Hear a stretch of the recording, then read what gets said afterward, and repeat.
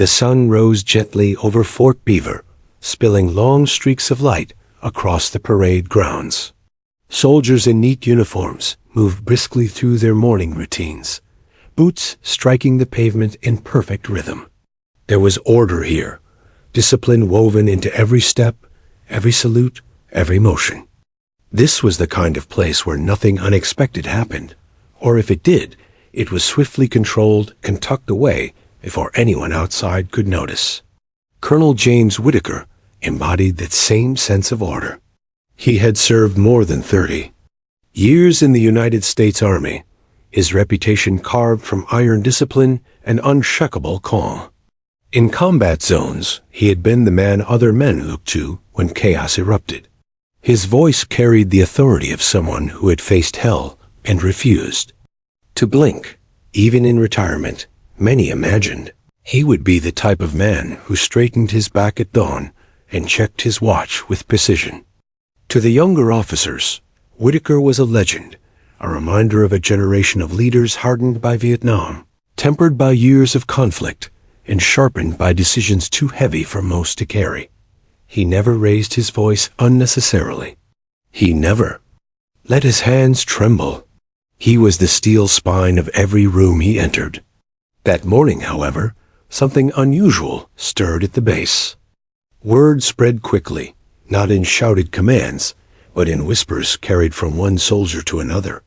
A young woman had arrived at the checkpoint just after sunrise, carrying a single envelope. She wasn't dressed in mourning black or polished professional attire. Instead, she wore a simple dress, the kind you'd expect to see in a quiet southern town rather than a bustling military installation. Her brown hair was tied back loosely, her eyes steady, her walk purposeful. Her name was Clara. No one knew her story, not yet, but everyone felt the weight of her presence as she crossed the base. Civilians didn't usually step into this world without reason. Family members visited on occasion, usually seeking closure or paperwork, their grief hidden in folders and documents. But Clara's visit felt different. There was no hesitation in her steps, no uncertainty in her voice when she asked for Colonel Whitaker. The young private at the desk hesitated before making the call upstairs. "Sir, there's a civilian here. She says it's important." Whitaker, seated in his modest office, frowned. Civilians rarely demanded his attention directly, and when they did, it was often tied to the bureaucracy of loss. Records, medals, explanations of battles that had ended years ago. He closed the folder on his desk, brushed a hand over his neatly trimmed hair, and told the private to send her in. When Clara entered the room, she didn't glance around at the flags, commendations, or framed photographs lining the walls. She looked only at him. For a moment, Whitaker felt as though he were being appraised, not as a colonel, not as an officer, but as a man. "Colonel Whitaker?" she asked softly. Her voice was calm, but carried an undercurrent of determination. She held the envelope in both hands, pressing it gently against her stomach as though guarding something fragile. "Yes," he replied, standing. "You must be Miss Clara," she interrupted. "Clara Thompson." He extended his hand, and she shook it firmly. There was no tremor, no hesitation. He gestured toward the chair opposite his desk, but she remained standing. "I was asked to deliver this to you," she said, holding out the envelope. "It belonged to my father. He wanted you to have it."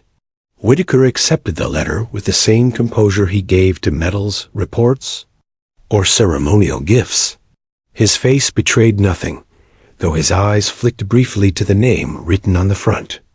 The handwriting was old-fashioned, the kind rarely seen now. His throat tightened, but he gave no outward sign. "Your father served?" he asked, his voice carefully neutral. "Yes," Clara replied. "In Vietnam, he spoke of you." That caught him off guard. Most families spoke of service in vague terms. He was proud to serve. He fought bravely. He never spoke of the war.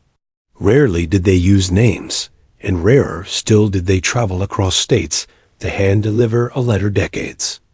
After the guns had fallen silent, Clara's expression remained steady, though her hands lingered at her sides once the envelope was out of her grasp, as if she'd just given away something deeply personal. She did not seem nervous. She did not seem overwhelmed. She seemed resolute, as though this moment had been rehearsed in her mind many times before. Whitaker studied her carefully. She couldn't have been more than 30, maybe a few years younger. Her accent carried traces of the South, soft but unmistakable. Her eyes, clear, unyielding, reminded him of something he couldn't place immediately, though the familiarity gnawed at the edge of his thoughts. The colonel set the envelope on his desk, resting one large hand over it. For a long moment, neither of them spoke. The silence stretched, filling the office with something heavier than formality. "Did your father tell you what was inside?" he asked finally. Clara shook her head. "He only told me that when the time was right, I'd know where it needed to go." He was specific about that. "This letter was meant for you, Colonel. No one else." Her certainty unnerved him more than her presence. It wasn't often that others dictated the terms of his life. For decades, he had been the one giving orders, making choices, drawing the line between life and death. And yet, here was this young woman telling him that his past had caught up to him in the form of ink on paper. He leaned back in his chair, the leather creaking under his weight. He studied the envelope again, resisting the urge to open it immediately. His instincts told him that whatever lay inside was not the kind of message one absorbed quickly. Clara finally sat, folding her hands neatly in her lap. She didn't speak further, didn't rush him, didn't ask questions. Her patience was unnerving, as though she already knew he would need time. Whitaker cleared his throat. "Your father, what did he tell you about me?" Clara looked directly at him. "That you were a man who carried more than most. That you made decisions no one else could have made. That you would understand why he kept this letter hidden until now." Her words struck deeper than she could have realized. Whitaker's heart thudded heavily against his ribs, but his face remained a mask of calm. Years of command had taught him to reveal nothing, yet inside, old memories stirred like restless shadows. The envelope lay between them, silent but demanding. For the first time in years, Colonel Whitaker felt something shift in the room. The base outside carried on with its predictable order, the cadence of drills, the hum of vehicles, the echo of shouted commands. But within these walls, time seemed to slow. He had no idea that this letter, handed to him by a determined young woman, would unravel secrets long buried. He only knew that his hands, steady through firefights and battlefield decisions, suddenly felt heavier than ever as they rested on that simple sealed piece of paper. And though he had not yet opened it, James Whitaker sensed that his life, so carefully structured, so rigidly disciplined, was about to change forever. Clara sat across from Colonel Whitaker, her posture straight but not rigid, her hands resting neatly on her lap. She did not fidget or look away. For a young woman sitting before one of the Army's most respected officers, her composure was striking. The colonel, who had spent decades reading men's fear, hesitation, and bravado, found her steadiness unusual, even unsettling. The envelope, now resting on his desk, seemed to pulse with unspoken weight. Whitaker had received hundreds of letters throughout his career, commendations, assignments, condolence notices, but never one like this. He could feel it.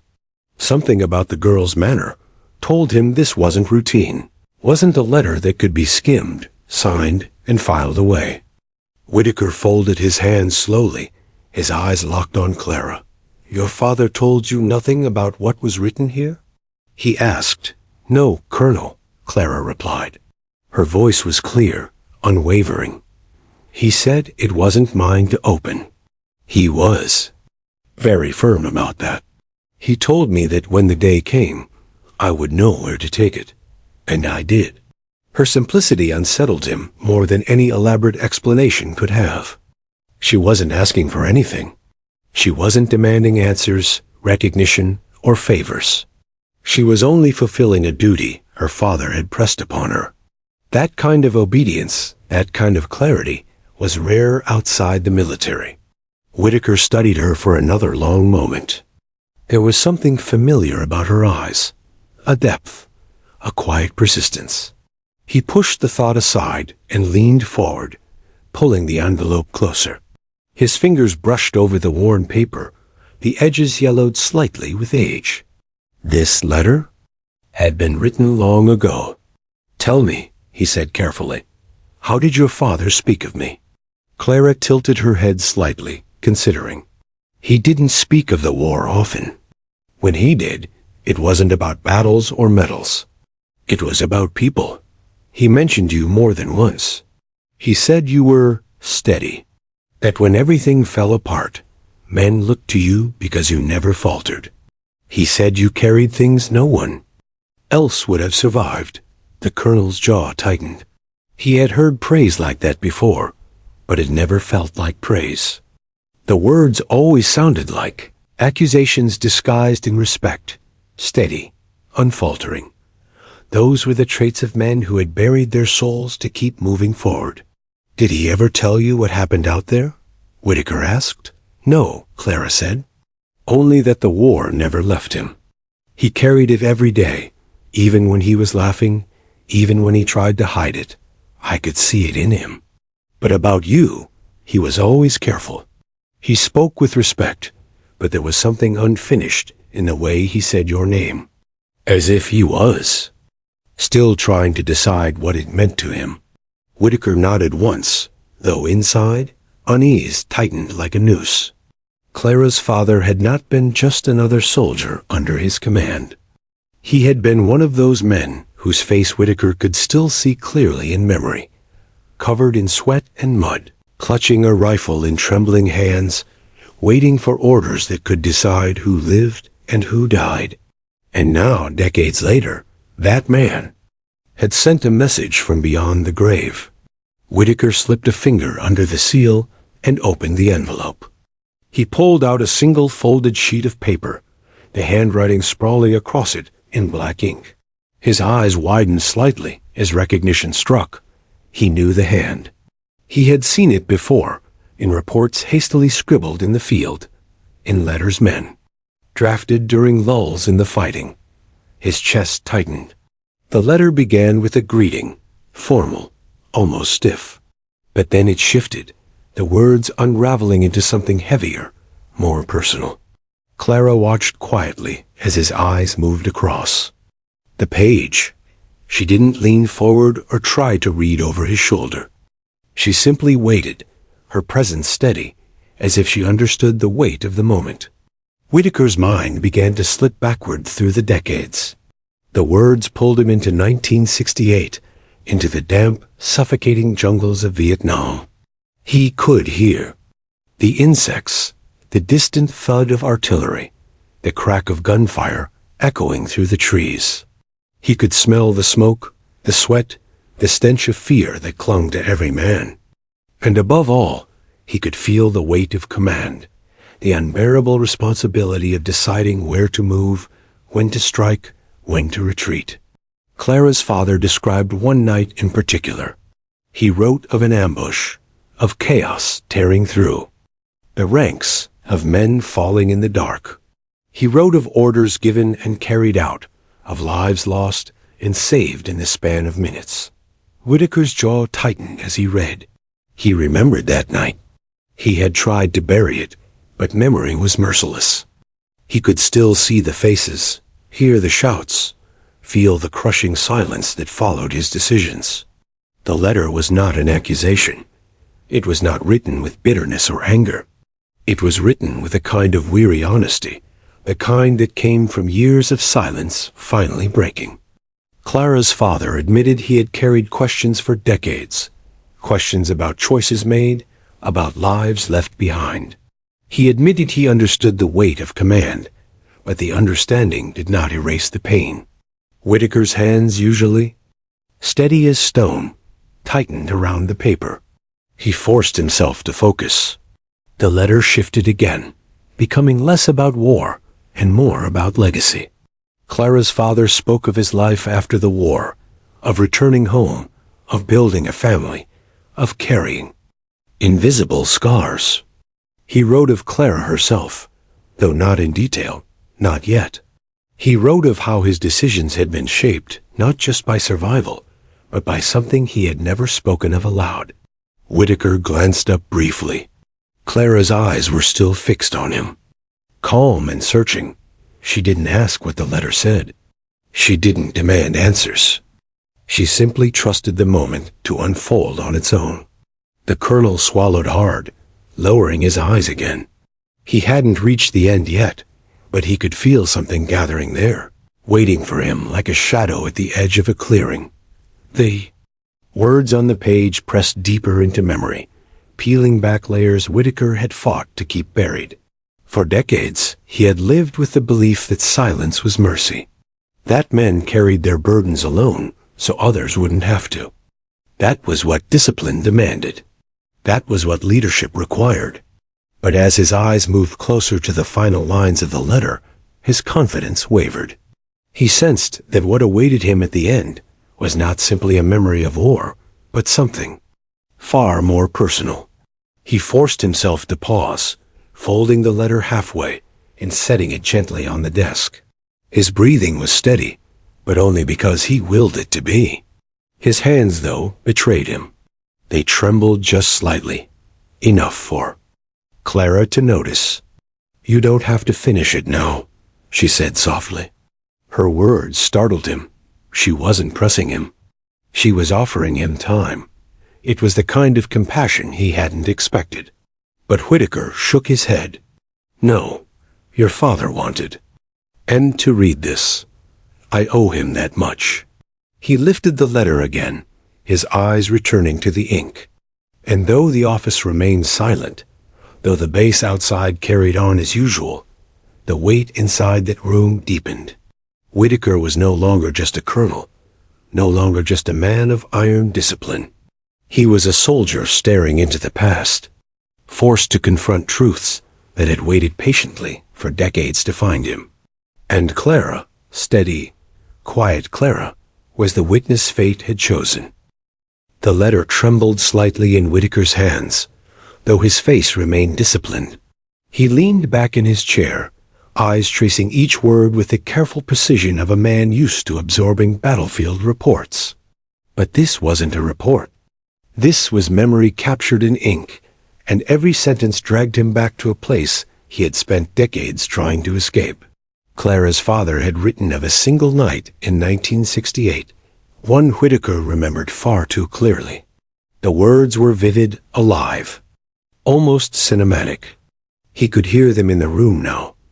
The insects buzzing relentlessly in the dark, the humidity pressing against every pore, the smell of gunpowder and sweat hanging thick in the jungle air. The night had started in tense silence, their unit crawling to shadow-drenched terrain, waiting for movement.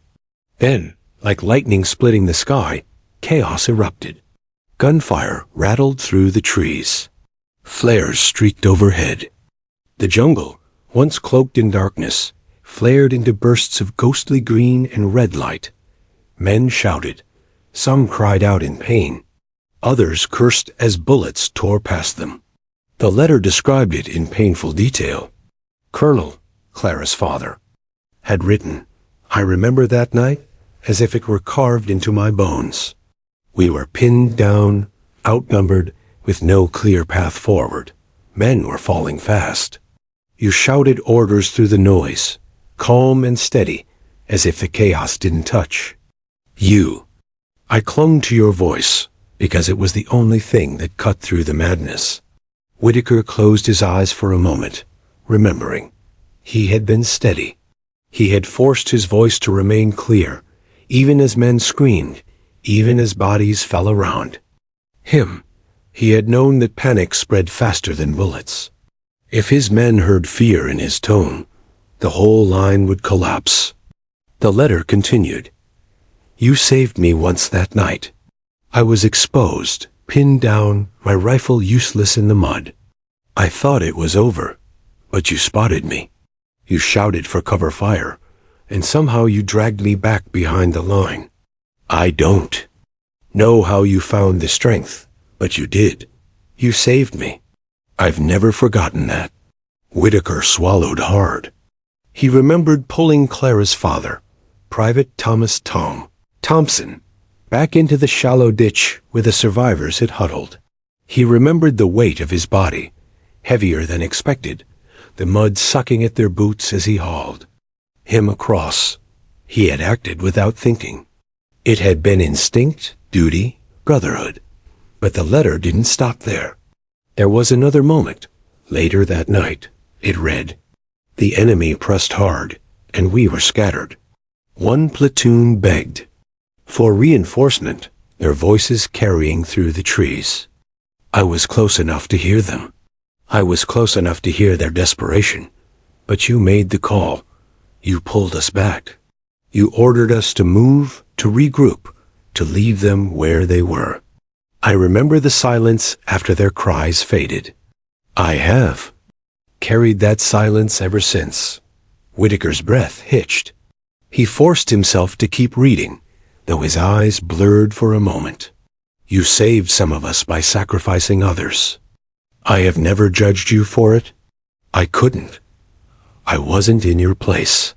But I knew, even then, that you bore the weight of that choice more than any of us could imagine. I wondered often if you still heard those voices at night. I wondered if you still saw the shapes of men you could not save. I know I do. The colonel lowered the paper for a moment, his jaw tightening. Yes, he still heard them.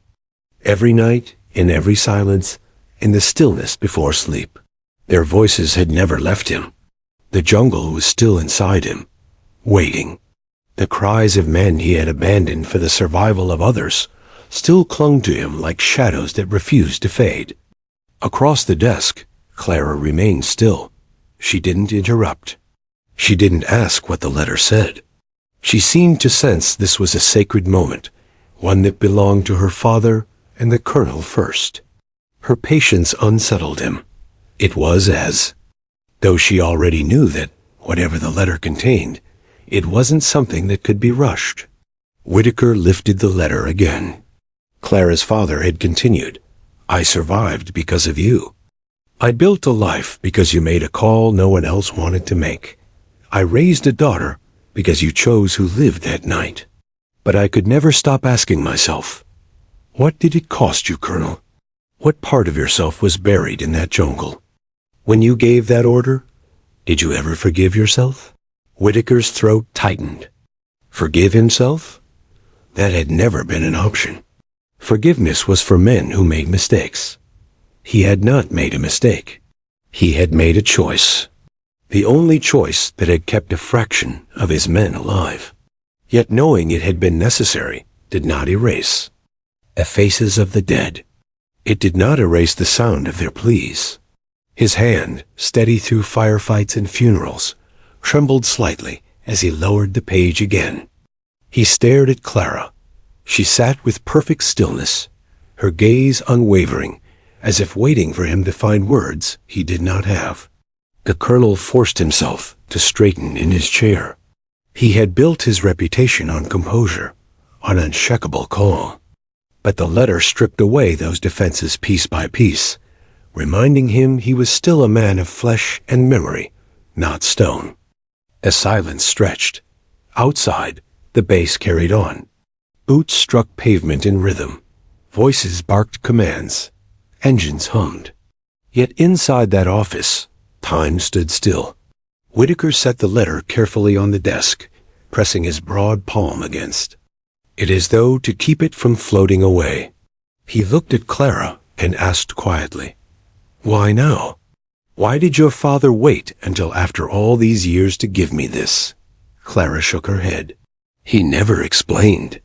He only said that I would know when it was time. He gave me the letter years ago, but I never opened it. I never even considered it. When he died, I felt like the time had come. Her honesty was striking. There was no hesitation, no suspicion. She wasn't here to demand explanations. She was here because her father had asked it of her. That was all. Whitaker nodded slowly, though unease still gripped him. He glanced down at the paper again. The letter wasn't finished.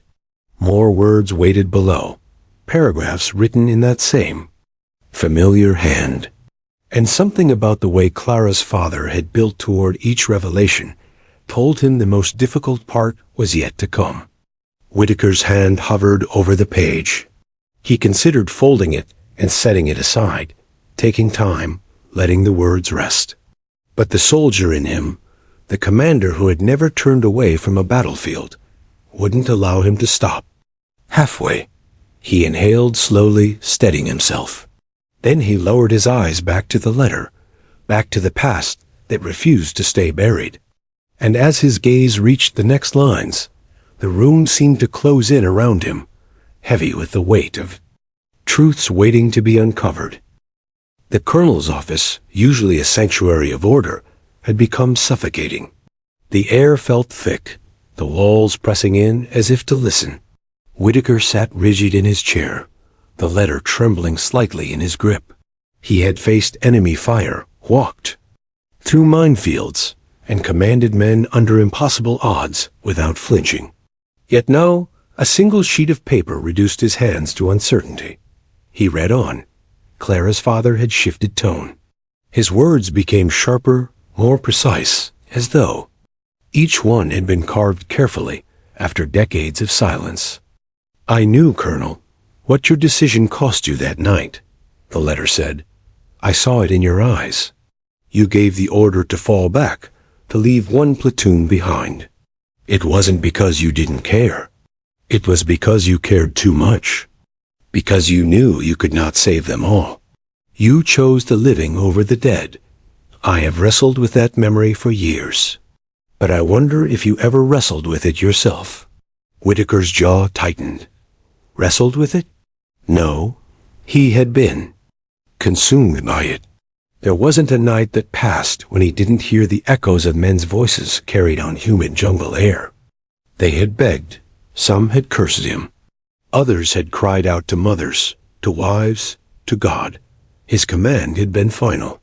No reinforcement. Pull back. Survive. And so they had left them. Whitaker pressed a hand to his temple.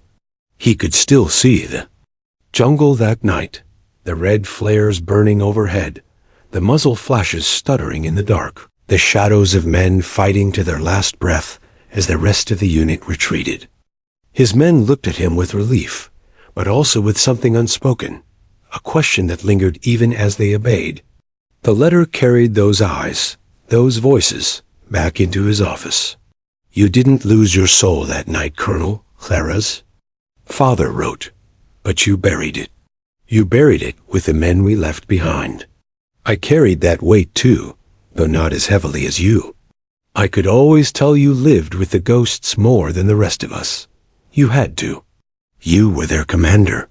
Whitaker's throat felt raw. His chest ached as the words themselves pressed down on him. He lowered the page briefly, forcing himself to breathe evenly. Across the desk, Clara's gaze never wavered. She had said little since handing him the envelope. She didn't need to. Her silence gave him no room to hide. "You don't look surprised by what you're reading," Whitaker said suddenly, his voice rough. Clara tilted her head. "I don't know the details, Colonel, but I knew my father carried something heavy. And I knew that if he asked me to bring you this letter, it was because you carried it too." Her words struck him harder than the letter. She didn't understand the battlefield, didn't know the sound of men dying in the dark, but she understood the weight of silence. She understood what it meant to carry unspoken burdens. Her father had taught her that much, whether intentionally or not. Whitaker looked down again, forcing himself to continue. The next lines were darker. "I don't blame you," the letter continued. I never did. But I also never stopped wondering if the choice you made was only about the battlefield. There was something in your eyes that night, something that told me you carried more than strategy. You weren't just choosing tactically, you were choosing personally. I have lived with that question ever since. And now, as I write this, I know the truth can no longer remain buried. Whitaker's breath caught. He read the sentence again, his eyes narrowing. Choosing personally. His hands tightened on the letter until the paper crinkled. He remembered the night well enough to know what Thompson meant. There had been a split second where he could have tried to save them all, but he hadn't. He had chosen. And he had chosen knowing who was in which group. For years, he had told himself it was strategy, that any other decision would have meant total annihilation. But the letter's words sliced through that justification. Clara's father had seen something else. A flicker of hesitation, a shadow of personal motive. Whitaker closed his eyes. Faces rose before him. Some he had lost. Some he had saved. One in particular lingered, a face tied to both duty and something dangerously close to forbiddance. The room felt colder suddenly, though sweat gathered at his brow. He opened his eyes, staring down at the final paragraphs of the letter. His pulse thudded in his ears. You saved me that night, Colonel, the letter said, and I thank you for that. Without you, I never would have gone home. I never would have built the life I did. But I also know why you made the choice you did. I know who you couldn't bear to lose, and I know the secret you carried back with you when we finally returned. You buried it for years, but secrets never die, Colonel. They wait. Whitaker's hands shook openly now. The letter blurred, though not from age. He blinked hard, his vision clearing. He hadn't reached the end yet. There were still lines unread, but he couldn't move forward. Not yet. Clara shifted in her seat. Are you all right? Her voice was soft, cautious, but it broke through his spiraling thoughts. He straightened, forcing his hands to still. Against the paper. I'm fine, he said automatically, though the word rang hollow in the air. Fine. He hadn't been fine in years. Whitaker stared at Clara, at the calm determination in her eyes. She looked so much like. He cut the thought off, pressing it deep where it couldn't be seen.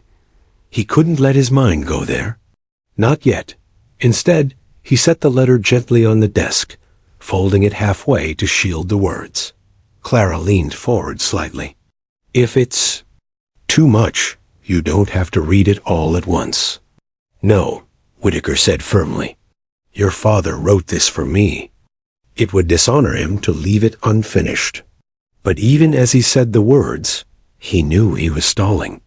The lines still waiting for him on that page were more dangerous than anything he had faced in combat. He could feel it.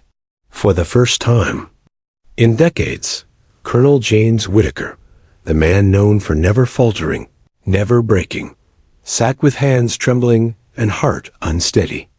And Clara, still silent, still patient, unknowingly waited for a revelation that would tie her life and his together in ways neither could escape. The letter was not finished. But Whitaker knew the battlefield of his past was already bleeding into the present. The colonel's office had grown so still that even the hum of the air conditioner felt deafening. Whitaker pressed the folded letter flat again, his fingers trembling as though the weight of the paper were heavier than stone. Clara watched without, speaking, her presence calm, but her eyes sharp, absorbing everything: the colonel's shallow breaths, the twitch of his jaw, the way his usually perfect composure seemed to crack in silent increments. He forced himself onward. The words on the page had shifted tone again, gentler now, as though Clara's father, Sergeant Michael Thompson, had set down his rifle after decades and chosen instead to write with his heart. Colonel, the next lines began, I never told anyone what that night did to me. To most, I was simply one of the lucky ones who made it out alive. But I carried both gratitude and guilt in equal measure. Gratitude, because your order saved my life. Guilt, because I walked away when others did not. I returned home, started a family, built a life. And every joy I had was because of that moment, because of you. Whitaker's throat tightened. He didn't deserve gratitude. Not from Thompson. Not from anyone. He had made a choice that haunted him every single night of his life. To hear that Thompson credited him with life and family felt like being praised for stealing treasure from the dead. But he continued. I know the burden you carry, the letter went on. I saw it in your eyes every time we spoke after. You thought you hid it, but you didn't. You wore your guilt like armor, polished for the world to see, but heavy enough to crush you inside. I want you to know, I forgave you long ago. More than that, I respected you for making a choice no man should have to make. Whitaker exhaled slowly, fighting the sting in his eyes. Forgiveness, a word he had never granted himself. Thompson's voice, preserved on the page, offered it freely, as though it had always been waiting. Yet the letter didn't stop there. My daughter has often asked me about the war. I never told her much. How could I?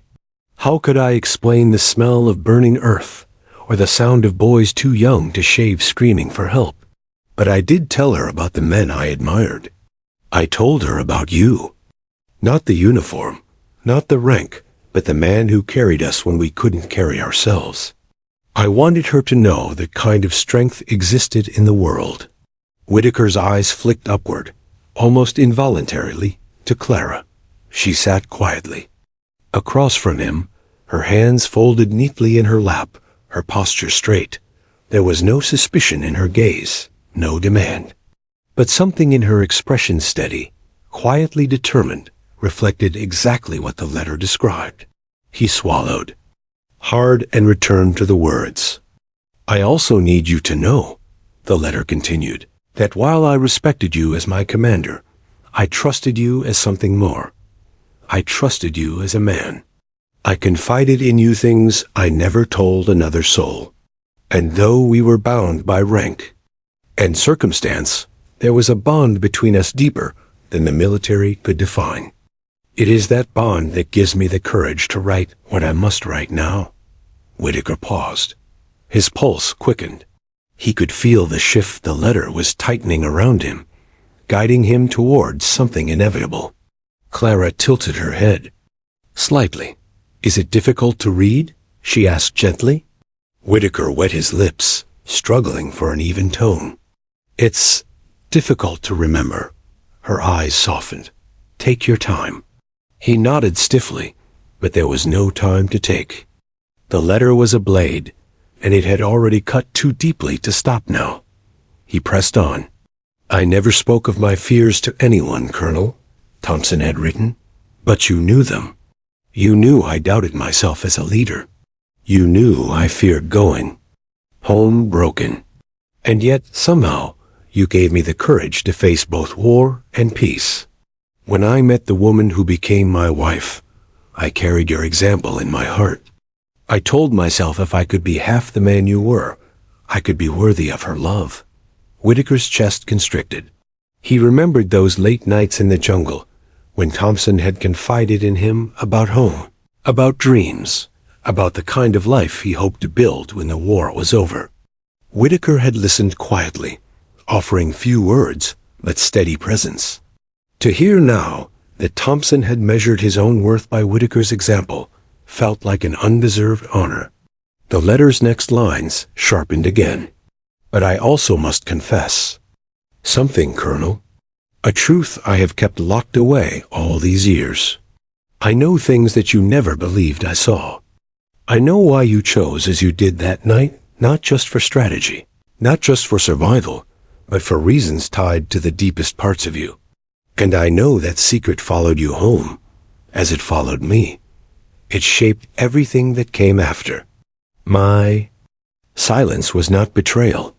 It was mercy. But mercy cannot last forever.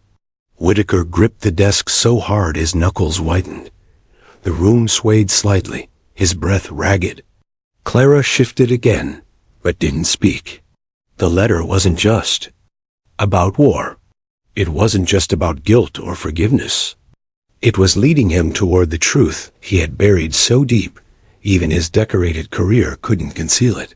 He lowered the page briefly, dragging an air that felt thin and insufficient. His gaze lifted to Clara again. She waited with a patience that unnerved him, as though she instinctively knew the letter wasn't hers to interrupt. When he finally looked back at the page, the words stared up at him, relentless. "I have written these truths not to condemn you," Thompson said, "but to free you. Free us both. My daughter deserves to know the kind of man you are. Not the soldier, not the colonel, but the man who shaped both our lives in ways she cannot yet imagine. She deserves to know that loyalty and love are not always simple, but they are always powerful. And she deserves to know why I chose to raise her the way I did." Whitaker froze. His vision blurred again, this time not from weakness, but from fear. He knew what was coming. The hints were no longer subtle. The ground beneath him was shifting, and Clara, calm and unaware, sat only inches away from the truth that could tear her world apart. The letter wasn't finished, but already Whitaker felt exposed. Thompson's words had reached into the deepest chamber of his guilt, dredging up the reality he had locked away. And in Clara's steady presence, the weight of those secrets became almost unbearable. Colonel Whitaker sat frozen, the letter trembling faintly in his hands. Sweat prickled his temples, despite the chill of the air conditioner. He had been prepared, he thought, for war stories, for accusations, even for forgiveness. But the words, now pressed against him like an avalanche waiting to break loose. He forced himself to keep reading. "Colonel," the letter continued, "there is one truth I cannot take to the grave. For years I told myself silence was protection, but silence is also a prison. My daughter deserves more than a half-life of unanswered questions. She deserves the truth. And you more than anyone deserve to face it." Whitaker's pulse hammered. His eyes darted to Clara for a brief second before he pulled them back to the page. She sat quietly, posture unbroken, her expression calm but curious. She didn't know. Not yet. The words on the page blurred until he blinked them into focus.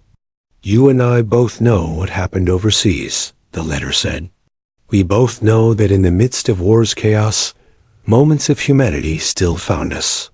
You carried me through battles, but there were nights when you carried your own burdens in silence. And one night, in a village that would never see peace again, you shared a piece of yourself with someone you thought you'd never see again. What came of that moment, Colonel, lives in the world now. She sits before you. Her name is Clara." The room tilted. Whitaker gripped the edge of his desk, his knuckles whitening, as if bracing against impact. His breath stuttered, refusing to steady.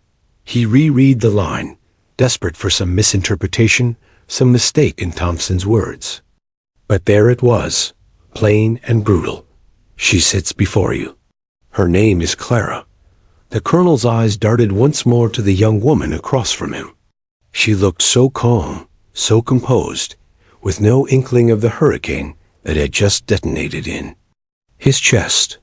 His gaze lingered on the set of her jaw, the steadiness of her eyes, the quiet resilience she carried into the room. And for the first time, he saw not only Thompson's daughter, but echoes of himself. He shut his eyes briefly.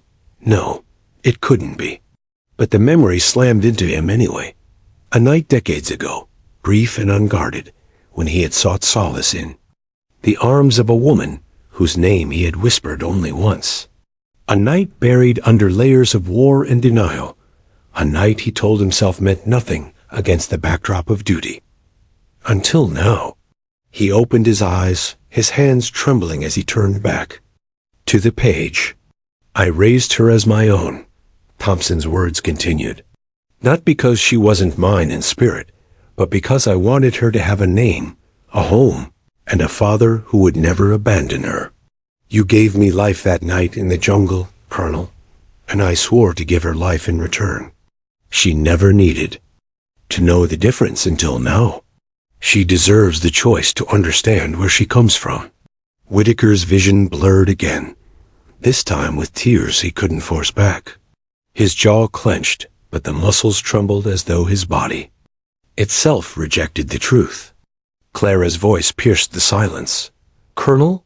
He flinched slightly, folding the letter closed with reflexive urgency. His voice came rough, uneven. "Yes, you stopped reading. Is it very bad?" "Bad." The word rang hollow. This wasn't bad, it was shattering. "I'm fine," he managed, though the words came out cracked. "Just taking a moment." She nodded gently, though suspicion flickered briefly in her eyes. "My father always said you were the strongest man he ever knew. It must be strange, reading his words now." Strange. Yes, strange like discovering an entire life had been a carefully balanced lie. Whitaker forced his eyes back to the page. He had to finish. He owed Thompson that much, even if each word drove nails deeper into his soul. "I never wanted this truth to destroy her," the letter went on. "But I also knew secrets have a way of rotting what they touch. You have carried this weight alone, Colonel, and I have carried it with you in silence. But she is strong. She is more like you than she knows. Perhaps she will forgive us both. Perhaps not. But at least she will know. That is all any of us can give her now." Whitaker let the paper sag in his hands. His chest heaved as though he had marched miles under fire. He could not bear to read another word, though he knew there were still lines left. Clara's gaze lingered on him, patient but searching. "Colonel, what did he write?" The question struck like gunfire. She deserved an answer, but the truth sat coiled in his chest, too venomous to release. How could he look at her and tell her everything she thought she knew about her life was incomplete? How could he tell her the man she had loved as a father had been both truthful and not? His hands shook again. He set the letter down, pressing his palms flat against the desk to ground himself. Clara leaned forward slightly. "You don't have to tell me everything at once. I know it must be hard for you too." Her kindness twisted, the knife deeper. She was unknowingly comforting the very man whose silence had shaped her entire life. Whitaker closed his eyes briefly, fighting for composure. When he opened them, Clara was still there, steady and calm, waiting for him to find his voice. The colonel had been many things: a commander, a soldier, a leader. But in that moment, he was only a man caught between truth and silence, fatherhood and fear. The letter lay on the desk like a live grenade, and Clara, the daughter who didn't yet know him as such, sat patiently on the other side, closer to the truth than either of them could escape. Colonel Whitaker leaned back in his chair, his eyes fixed on the ceiling as though searching for answers among the fluorescent lights and framed commendations. He had read the letter. Every word had pierced him like shrapnel, leaving his chest bruised, his hands trembling. He could not deny it. Clara was his daughter. The realization had settled like a weight in his stomach, pressing down with a heaviness he had never known before. And yet he could not speak. The words were lodged in his throat, tangled with decades of guilt, discipline, and secrecy. Every instinct in him screamed caution. To tell Clara now would unravel everything her understanding of her past, the trust in her father, the careful life her father had built. Yet remaining silent felt like betrayal, both to her and to the memory of Thompson. He pressed his palms flat against his desk, trying to steady his racing thoughts. He could see her across from him, calm but aware, patient yet subtly probing. Her gaze was steady, curious, searching for some acknowledgement, some connection he wasn't ready to give. Clara spoke again, her voice soft, almost hesitant. Colonel, I can see that this letter, it means a lot. More than I understand yet. Did he tell you things about me? About my mother? Whitaker flinched. Her words, innocent as they were, demanded honesty he wasn't sure he could offer. Memories he had buried long ago threatened to resurface. Nights spent in shadows, decisions made in the heat of war, promises whispered and broken by time and circumstance. He swallowed, nodding slowly. He trusted me with things he never told anyone else. His voice trembled slightly despite his effort. He wanted to make sure I understood, that I remembered. Clara's eyes narrowed fractionally, sensing the weight behind his words. Things you never told anyone? She pressed. What things? Whitaker closed his eyes. He could feel the decades pressing down on him. If he spoke, everything would change. He could reveal the truth that she was his daughter, but in doing so, he would expose himself as a man who had carried secrets, who had lived decades in quiet guilt. Could he risk it? Could he undo the life she had always known? He opened the letter again, letting his finger trace the inked words. Thompson's hand had guided him through the past, through the ambush, through gratitude and forgiveness. But the final truth had yet to be revealed in full. It was waiting, and Whitaker knew it. He began, then stopped. The words refused to form. He looked at Clara, her calm gaze now tinged with curiosity and concern. I need a moment. She nodded, understanding more than he could articulate. Take your time, she said. I can wait. The simplicity of her trust made the weight on his shoulders almost unbearable. She didn't know, and perhaps it was better she didn't, but she deserved to know. She deserved the truth of who she was, and yet he feared that revealing it could shatter everything they had left unspoken. Whitaker's mind replayed decades of memory. He saw Thompson in the jungle, young, exhausted, terrified, yet trusting him completely. He remembered the night that had followed moments of vulnerability, moments of connection, choices made in darkness that had been carried forward in silence. And now, those choices had returned in the form of this letter, demanding acknowledgement. He could not ignore it. Not anymore. The room was silent, except for the subtle hum of the ceiling fan. Clara's posture remained patient, her hands folded neatly in her lap. She didn't press him, didn't demand answers. She waited. And that waiting was the hardest part. Whitaker closed his eyes and took a deep breath, recalling the discipline that had carried him through decades of command. But discipline alone would not suffice now. This was not a battlefield. There were no orders to give, no lives to save through strategy. This was human, personal, fragile. He opened his eyes slowly and looked at her. She was there, the living, testament to past choices, to courage and secrecy, to love and silence. She had the right to know, even if it would change everything. Clara, he began, his voice low and hesitant.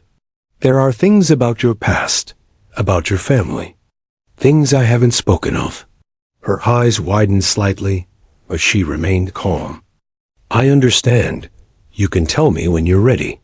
He swallowed hard, feeling the tremor in his hands. The truth is that your father trusted me with his secrets, with the moments he could never share with anyone else. And he wanted me to tell you the same. Clara leaned forward, subtle curiosity sharpening her gaze. What secrets, Colonel? Whitaker's breath caught. Every fiber of his being screamed caution. Yet silence now felt like betrayal. The truth is more complicated than I can explain quickly, he said. But you deserve to know. You deserve to understand who you really are. Her brow furrowed slightly, though her posture remained steady. I'm listening, she said quietly. The words felt impossible, yet necessary. "Clara," he said, voice cracking slightly. You are my daughter. Not only your father's, but mine as well." The words hung in the air, heavier than any artillery blast he had ever commanded. Clara's eyes widened, her calm demeanor faltering just slightly, replaced by a mixture of shock, disbelief, and awe. Whitaker watched her carefully, his own chest heaving. "I never knew how to tell you," he admitted. "I was bound by duty, by circumstances, by fear.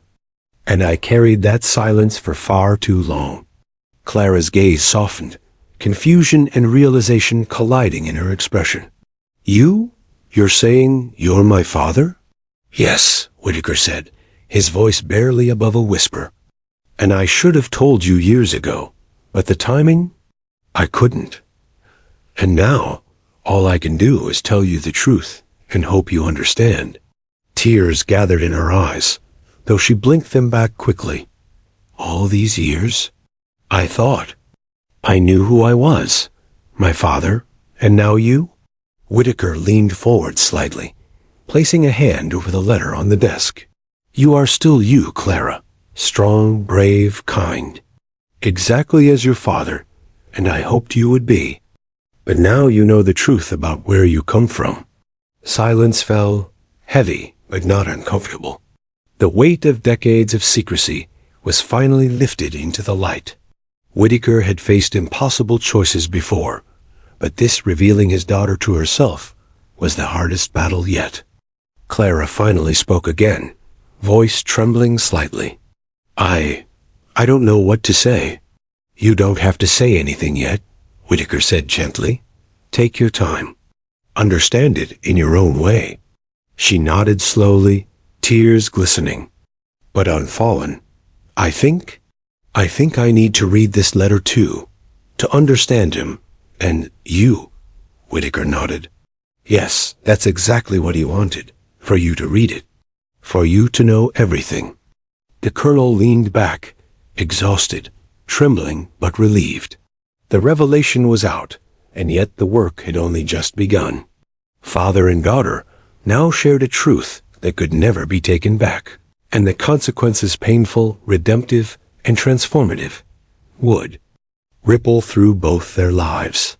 For the first time in decades, Whitaker allowed himself to feel not like a soldier, not like a colonel, but as a father, a man discovering the daughter he never knew he had, guided by the letter of a man he had once saved.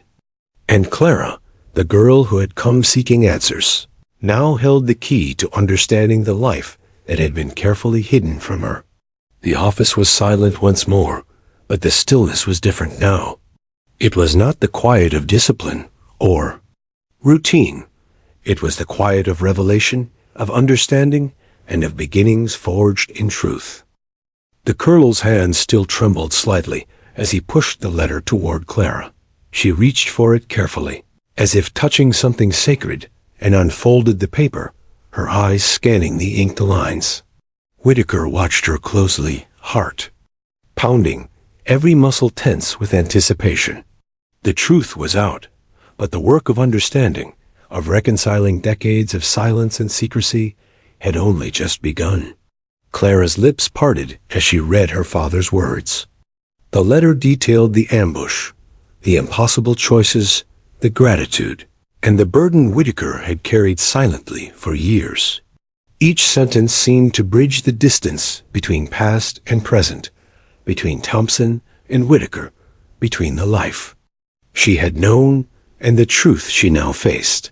She stopped at a passage that described the moment Whitaker had saved Thompson, describing the courage it took to act under fire, the instinctual decisions, and the weight of command. Reading it, Clara felt the intensity of the jungle night as if she had been there herself. The heat, the smell of smoke and mud, the cries of men. Her hands gripped the paper tighter. He saved so many, and yet, she whispered, tears threatening. Her voice faltered. And yet he had to leave some behind. Whitaker swallowed hard, his throat dry. "Yes," he said quietly, It was the hardest decision I ever made. Every day since, I've lived with it. Every night, I hear their voices. Clara looked up at him, her gaze searching. And you? Kept it all to yourself? I thought it was my duty, he admitted, not just as a soldier, but as a man. I carried it so no one else would have to. But your father, he understood. And now, you understand too. Clara's eyes fell. Back to the letter. Her fingers traced the words that revealed the truth about her lineage. The confession that she was not only Thompson's daughter, but also Whitaker's. The consequence of a long ago, brief, intimate connection. The revelation hit her like a wave. She closed the letter for a moment, pressing it to her chest. Whitaker's voice broke the silence. Clara, I know this is a lot, and I don't expect you to accept it immediately. I can only hope you understand that this doesn't change who you are. It only reveals where you come from. Her gaze met his, a mixture of shock, confusion, and something deeper recognition, perhaps, of the connection that had silently existed between them for all these years. I need time, she whispered. Take all the time you need, he said gently. I'll be here. Clara nodded and unfolded the letter once more. This time, she read the final passages, where her father spoke of her strength, her resilience, and the life he had built for her. Thompson's words were tender, full of love and hope, a final gift to both Whitaker and Clara. He loved me, she said softly. He did everything he could for me.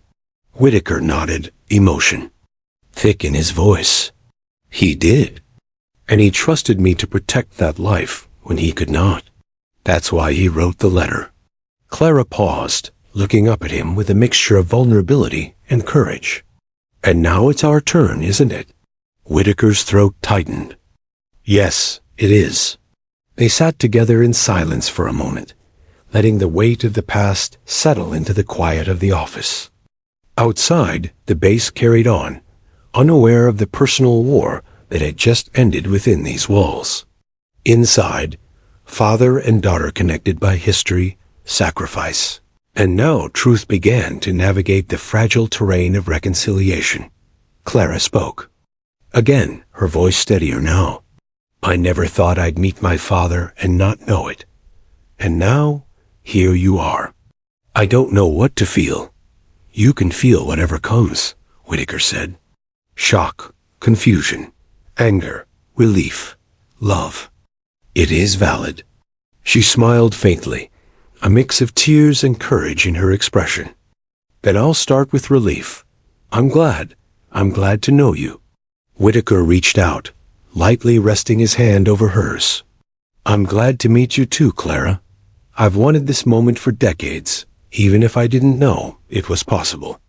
They spoke quietly after that, slowly sharing fragments of memory, stories of Thompson, of Whitaker's life after the war, of the small choices and sacrifices that had led them to this room, in this moment. Each word, each pause, was a brick laid carefully in the foundation of a relationship that had been decades in the making. As the afternoon sun shifted across the desk, Whitaker realized that the weight he had carried for so long, the weight of secrecy, of guilt, of unspoken truths, was finally lifting. Not completely, perhaps, but enough that he could breathe again, enough that he could meet Clara as the man he had been and the father he now acknowledged. Clara, holding the letter close, finally looked up at him with a clarity that struck him. To the core. I think I understand him now. And you too. And maybe I can understand myself in a way I never could before. Whitaker nodded, feeling a sense of peace he hadn't known since the jungles of Vietnam. You are stronger than I ever imagined, he said softly. Your father knew that. I can see it now. For a long moment, they simply sat together. The office, the base, the world beyond the walls all faded away. There was only the bond, newly recognized, fragile, and real, and the promise that nothing could undo this connection. Finally, Clara folded the letter carefully and handed it back to Whitaker. "Thank you," she said simply, "for being part of my story, for being here now." Whitaker took it, his fingers brushing hers, a small, grounding connection in a life that had been fractured by war, secrecy, and time. "Thank you for coming," he replied, "for trusting me." Outside, the hum of life continued. Inside, a chapter of reckoning had closed. And though scars remained, both visible and invisible, the future now held something Whitaker had never imagined: the chance to be a father, to be seen not only as a soldier or a colonel, but as a man, capable of love, responsibility, and redemption. Clara rose to leave, turning once to smile at him, a smile full of newfound understanding and courage. "We have time," she said softly, "to figure everything out. Together." Whitaker nodded, his eyes following her as she walked to the door. "Together," he echoed. As the door closed behind her, he leaned back, exhaling a breath he hadn't realized he'd been holding for decades. The letter lay on his desk, a bridge between past and present, between life lost and life regained. And for the first time in many years, James Whitaker felt the weight of silence begin to lift, not entirely, but enough to make room for hope, for connection, and for the beginnings of a new life shared with his daughter. The shadows of the past would never disappear completely, but they no longer held the power to define him or her. And that, he realized, was the greatest victory of all.